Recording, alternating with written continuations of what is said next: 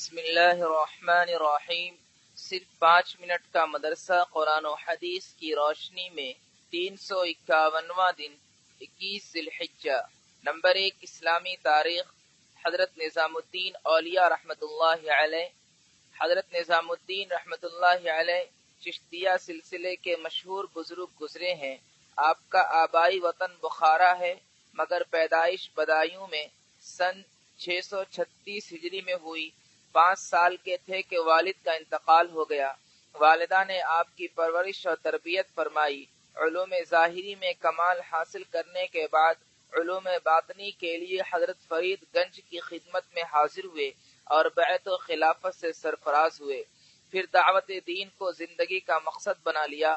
عہد علائی کے آخری چند سالوں میں شراب و کباب، فسق و فجور، قمار بازی اور بے شمار دیگر برائیاں بالکل عام تھیں، لیکن آپ کی محنت کے ذریعے ہندوستان کے اکثر مسلمان عبادت، تصوف اور زہد کی طرف مائل ہو گئے تھے۔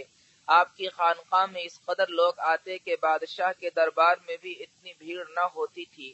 بادشاہوں سے میل جول اور ملاقات پسند نہیں فرماتے، حتیٰ کہ ایک مرتبہ سلطان علاء الدین خلجی نے ملاقات کے لیے بہت اصرار کیا تو فرمایا کہ فقیر کے یہاں 2 دروازے ہیں، اگر بادشاہ ایک دروازے سے آئے گا تو فقیر دوسرے دروازے سے نکل جائے گا۔ انتقال سے 40 دن پہلے کھانا پینا بالکل چھوڑ دیا تھا، ہر وقت روتے رہتے، آنسو تھمتے ہی نہ تھے۔ سن 725 ہجری میں آپ کا انتقال ہوا۔ نمبر 2 اللہ کی قدرت۔ رنگوں کے ذریعے ہم بہت سی چیزوں کو پہچان لیتے ہیں۔ اگر سب چیزوں کا ایک ہی رنگ ہوتا تو ان کے درمیان فرق کرنا بہت مشکل ہو جاتا، کیونکہ بعض چیزوں کی شکل ایک جیسی ہوتی ہے لیکن رنگ کی وجہ سے وہ پہچان لی جاتی ہیں۔ ان چیزوں کا فرق رنگوں ہی سے معلوم ہوتا ہے۔ ذرا بھی غور کرو تو ہر پھل کا رنگ اندر اور باہر سے ایک دم الگ الگ ہے، جس سے پھل وغیرہ کا پہچاننا آسان ہو جاتا ہے اور کچے پکے کا پتہ چل جاتا ہے۔ مختلف رنگوں کا پایا جانا اللہ کی قدرت کی زبردست علامت ہے۔ نمبر 3 ایک فرض کے بارے میں سچی گواہی دینا۔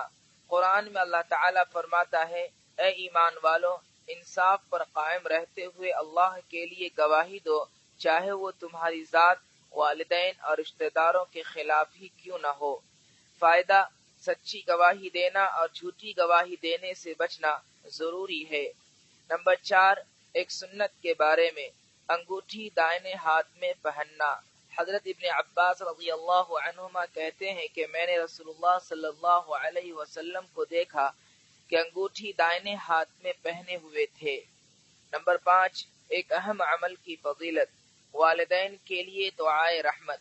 ایک شخص نے رسول اللہ صلی اللہ علیہ وسلم کی خدمت میں حاضر ہو کر عرض کیا، اے اللہ کے رسول، میرے والدین کی وفات کے بعد خیر کی کوئی ایسی چیز باقی ہے جس کے ذریعے میں ان کے ساتھ نیکی کا معاملہ کر سکوں؟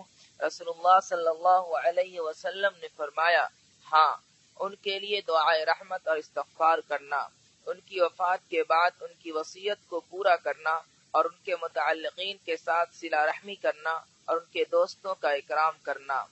نمبر 6 ایک گناہ کے بارے میں ازار یا پینٹ کو ٹخنے سے نیچے پہننا۔ رسول اللہ صلی اللہ علیہ وسلم نے فرمایا، جو شخص غرور و تکبر میں اپنے ازار کو ٹخنے سے نیچے لٹکائے گا، اللہ تعالیٰ قیامت کے دن اس کی طرف رحمت کی نظر سے نہیں دیکھے گا۔ نمبر 7 دنیا کے بارے میں دنیا ذلیل ہو کر کب آتی ہے؟ رسول اللہ صلی اللہ علیہ وسلم نے فرمایا، جس شخص کا مقصد آخرت ہوگا تو اللہ تعالیٰ اس کے دل میں استغنا پیدا فرمائے گا اور اس کے کاموں کو جمع کر دے گا اور دنیا اس کے پاس ذلیل ہو کر آئے گی۔ اور جس کا مقصد دنیا ہوگا تو اللہ تعالیٰ اس کے فقر کو اس کے سامنے کر دے گا اور اس کے کاموں کو پھیلا دے گا اور دنیا اس کے مقدر کی ہی آئے گی۔ نمبر 8 آخرت کے بارے میں قیامت کا منظر۔ قرآن میں اللہ تعالیٰ فرماتا ہے، خبردار ہو جاؤ، جب زمین کو پوری طرح کوٹ کر چورا چورا کر دیا جائے گا اور تمہارا پروردگار جلوہ فرمائے گا اور فرشتے سب باندھ کر میدان حشر میں آ جائیں گے، اس دن جہنم کو سامنے لایا جائے گا۔ نمبر 9، طب نبوی سے علاج، تربوز سے گرمی کا علاج۔ رسول اللہ صلی اللہ علیہ وسلم تربوز کو تر کھجور کے ساتھ کھاتے اور فرماتے کہ ہم اس کھجور کی گرمی کو تربوز کی ٹھنڈک کے ذریعے اور تربوز کی ٹھنڈک کو کھجور کی گرمی کے ذریعے ختم کرتے ہیں۔ نمبر 10، قرآن کی نصیحت۔ قرآن میں اللہ تعالیٰ فرماتا ہے تم ان لوگوں کی طرح مت ہو جانا جنہوں نے اللہ کو بھلا دیا تو اللہ تعالیٰ نے خود ان کی جانوں سے ان کو غافل کر دیا، یہی لوگ نافرمان ہیں۔